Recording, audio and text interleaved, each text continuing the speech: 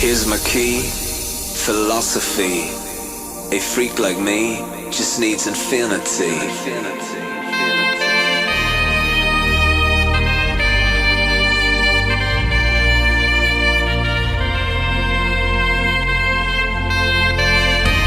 Relax, take your time.